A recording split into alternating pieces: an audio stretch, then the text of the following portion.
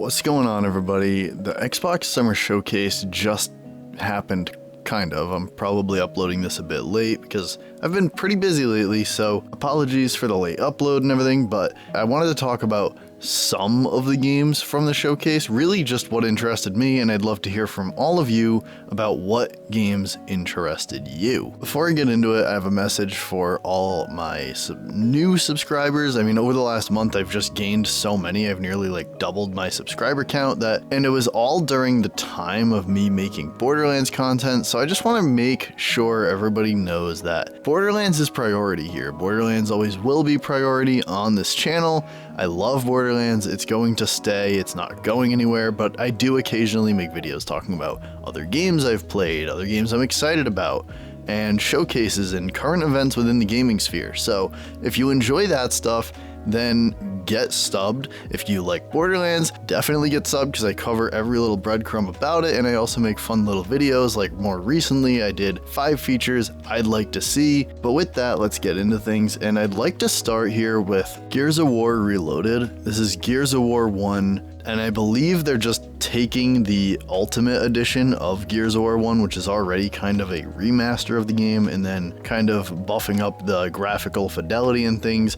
a bit more. Honestly, not quite 100% sure what is going on with this, what exactly they're remastering and such. I know the main reason why they're doing this is to push it to more platforms like PS5 and PC, more specifically, so that it's outside of the Xbox app. It'll be going to Steam and supporting 4K resolution, 120 FPS, all that crap, blah, blah, blah. And honestly, I'm just so excited. This comes out August 26th this year, 2025, and I can't wait because it feels almost like perfect timing for me personally, where it's like Borderlands 4 comes out September 12th. I got 2 to 3 weeks to play this, hopefully co-op with a friend, go through it. I have a couple of friends that have never played Gears of War, and then I have some friends that love Gears of War and can't wait like me. So it's going to be awesome. Gears of War 1, there's a lot of nostalgia there for me. I played with my brother, my oldest brother, had a ton of fun. Both my brothers I've played Gears of War with, though, overall, and just so many good memories within, and I love the Gears of War 1 campaign. I'm not huge on Gears of War multiplayer. I did, when I was a kid, play Gears of War 1 multiplayer a lot, but kind of fell off of it. But I will say that I am incredibly excited for the fact that an original trilogy Gears of War multiplayer is more than likely going to be very highly populated with crossplay and all this. So there's going to be people on PS5, people on Xbox, people on PC, all playing and able to get into lobbies together. And that is just so exciting to me. Even as somebody that doesn't care that much to play the Gears of War multiplayer, I'm honestly probably going to hop in just because of the hype and zeitgeist that hopefully occurs at that time around this. I just cannot wait. I hope that people enjoy the original trilogy, the beginning of the original trilogy's campaign, as much as I did when I was a kid and growing up and playing this time and time again. So Gears of War Reloaded, absolutely excited. This is probably going to be the thing that I buy. Speaking of buying, only $40. I think that's amazing. I think that is like the perfect price tag, and I hope they do this same treatment with like the graphics and everything and remastering and blah blah blah. I hope they do that with Gears of War 2 and Gears of War 3 and give us the full game, horde mode and all. And I just hope it's the same price, $40. That is, to me, perfect. Some people will probably argue that that's too much when you look at something like the Master Chief Collection. I've argued for a long time now that is just too good to be true, and Xbox will never give us something as packed with value as that was.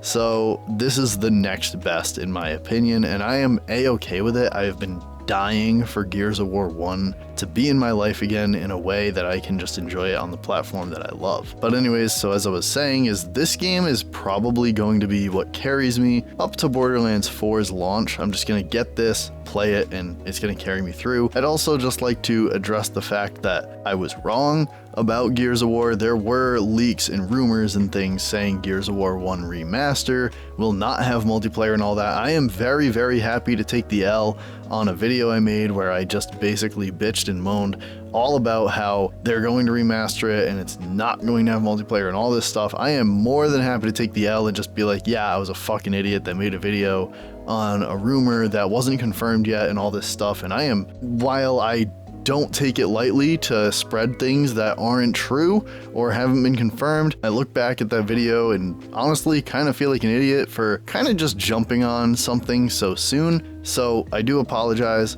to anybody that may have listened to that and thought that I was speaking about something that was 100% confirmed. I feel like I didn't make that clear enough, that it was just a leak slash rumor, something people like Jez and people were hearing, and it wasn't 100% confirmed. So I did want to talk about that here and just make sure that I brought that up as something, because even though people probably didn't feel strongly about it, I did looking back at that video, and I just didn't like that I jumped so hard on a headline that was only a rumor. Moving on here though to another game that I saw and was just absolutely over the moon about is Clockwork Revolution. Like, holy crap, they showed everything I could have possibly needed from this. Didn't get any release date, but wow, I mean, they showed dialogue and RPG aspects within the dialogue. They showed off character and what I thought was absolutely spectacular voice acting coming out of that. One of them, if you know One Piece, huge One Piece fan by the way, Orochi was one of the voice actors in that trailer, and he's just like absolutely amazing voice actor, I think. So that was awesome to hear him, and I was like, oh, that's Orochi from One Piece. Yeah, that was really cool. But then they show a little bit of the character creator and things like that. They showcased the gameplay, like gunplay and all that stuff, and it was just absolutely spectacular. This game just straight up looks like BioShock with a spiderweb of choice attached to it, and that is just like absolutely mind-exploding shit right there to even put those kinds of words in the same sentence.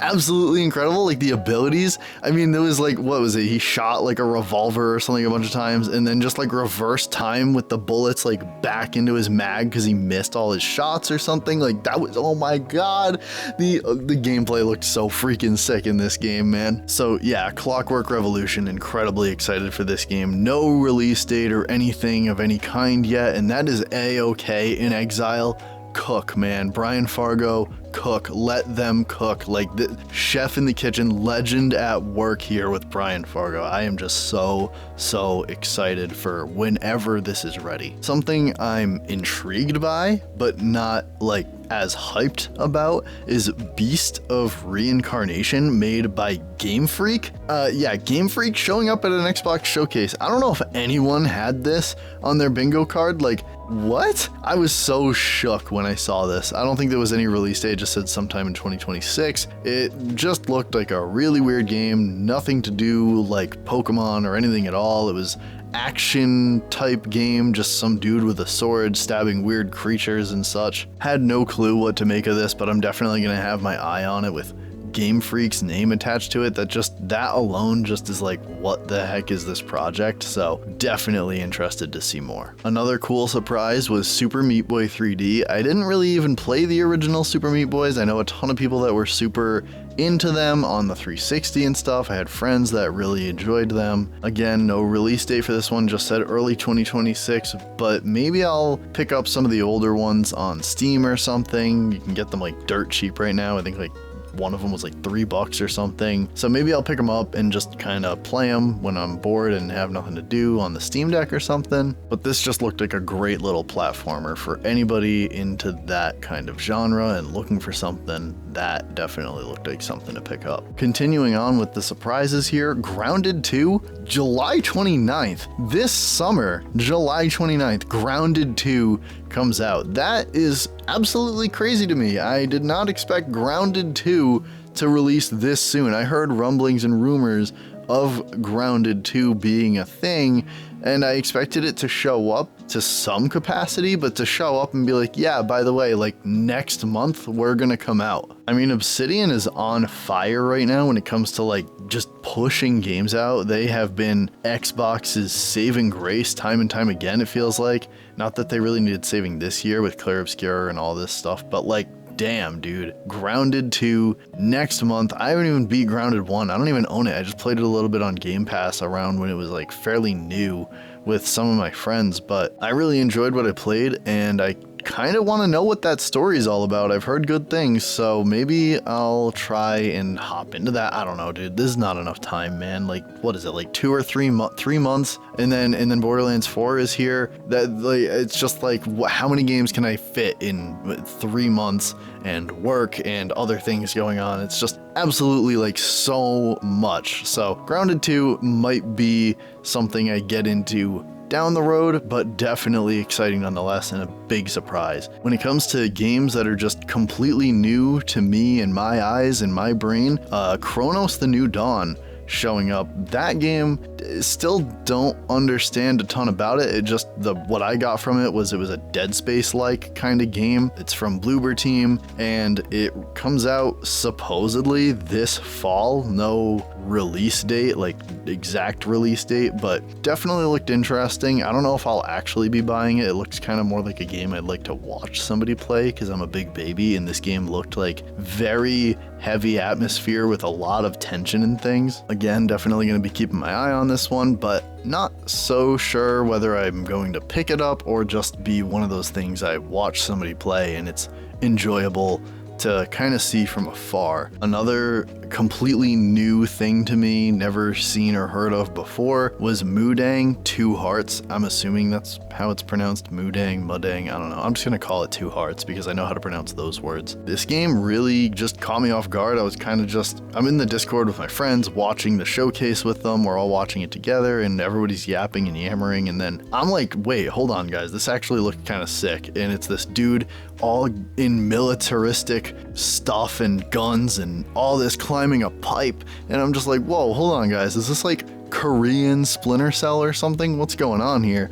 And then it's just like you got this chick in like normal street clothes and stuff showing up, and but she's sneaking around, and it's almost like you play as, I'm wondering if you play as two people, and one of them is like all kitted up in military stuff, ready to go, and got all the tech and whatnot. And then there's this girl, again, just street clothes, but like you see her like push down a bookcase and things. So I wonder if one is like you're sneaking around and you got all this tech and stuff to work with, and then it's like you swap at some point in the story, maybe back and forth kind of thing or something like that, and you're playing as this girl and you're trying to sneak around, and you got to be more resourceful. You don't have a gun or anything to rely on, or knives like in your bootstrap or something, you know? You don't have any of that to rely on, so now you're like, all right, like I gotta be careful and sneak around, and I'm not gonna be getting into those gunfights really, but I gotta use my surroundings, pushing over a bookcase onto somebody or something, throwing a rock in somewhere to distract them, you know, things like that. I wonder if that's going to be how it is, like you're playing two sides of one coin kind of thing. So it'll be interesting to keep an eye on this one. Again, it just says it comes out sometime 2026, and that's, I don't know how to pronounce the word, Two Hearts.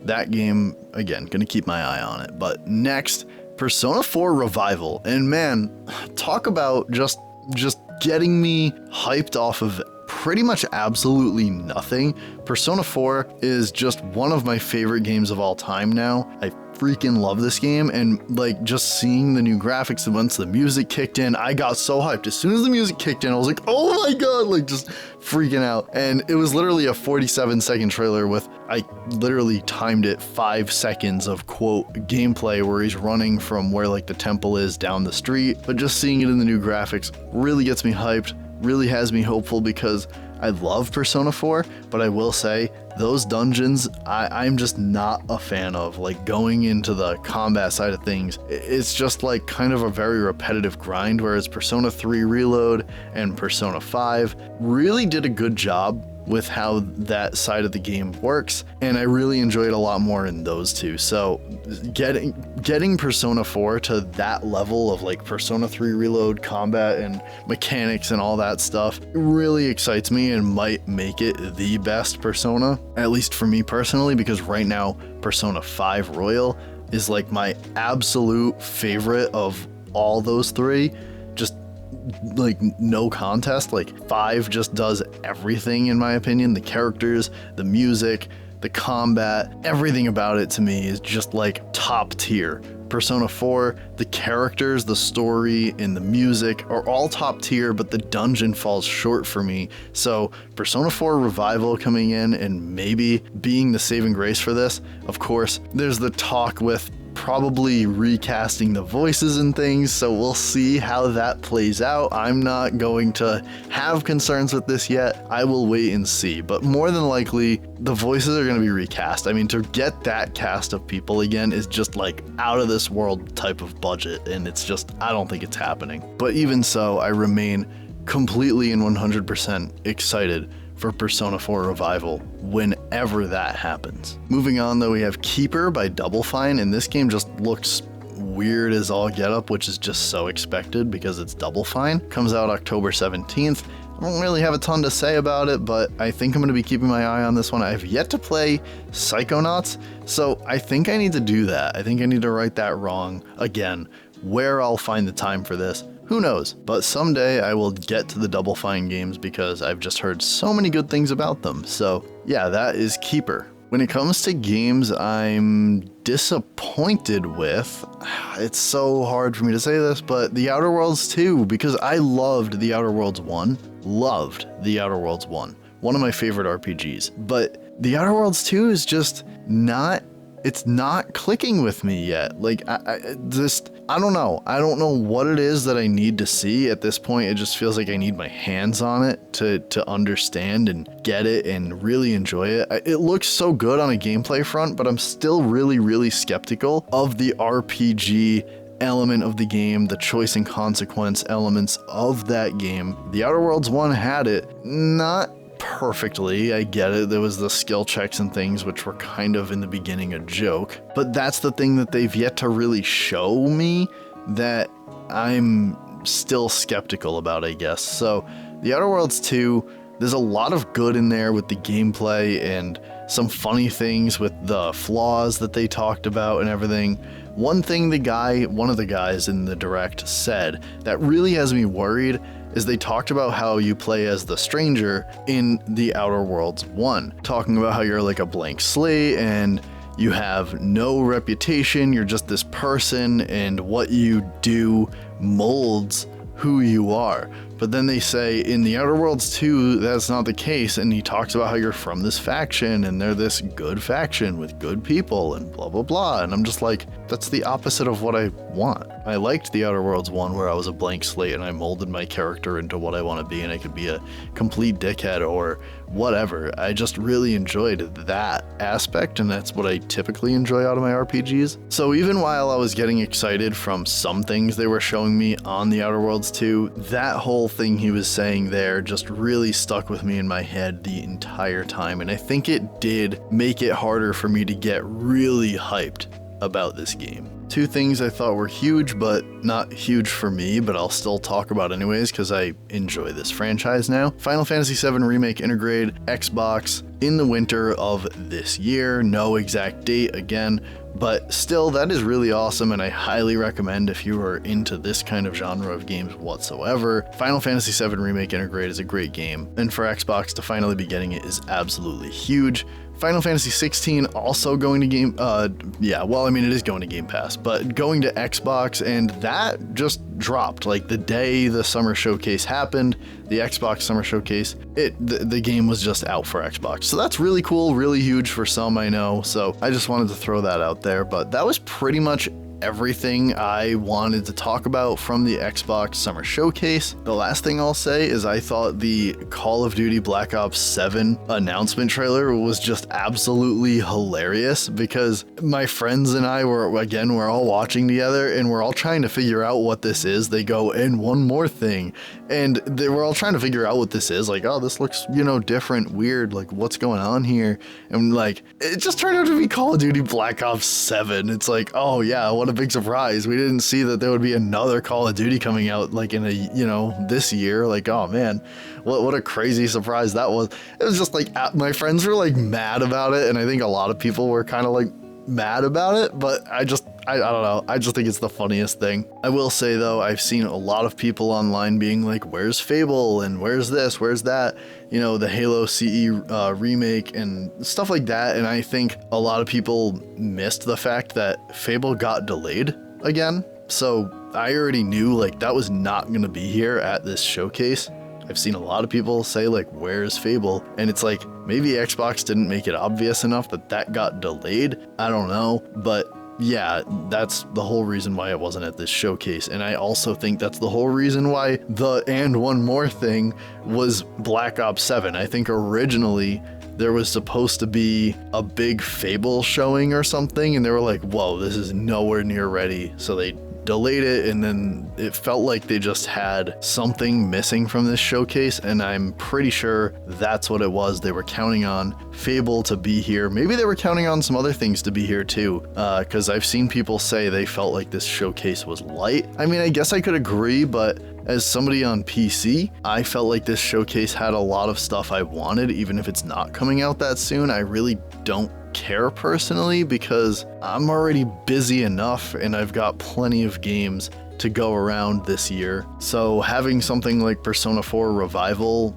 unknowingly how far away that is kind of okay with me. Same with Clockwork Revolution. If that came out this year, I'd just be a dead man. I wouldn't even know what to do with myself. So, and then, you know, having the Gears of War Reloaded perfectly like 3 weeks before Borderlands 4, great, awesome. See you in August, see you in September. That's how I feel. So I don't know, overall Xbox Showcase did good for me personally. So let me hear your thoughts, how you felt by the end of the showcase. What games are you looking forward to? Is there anything you were hoping would be here and you're kind of like let down? Let me hear it all down in the comments, and I'll see y'all in the next one. Peace out.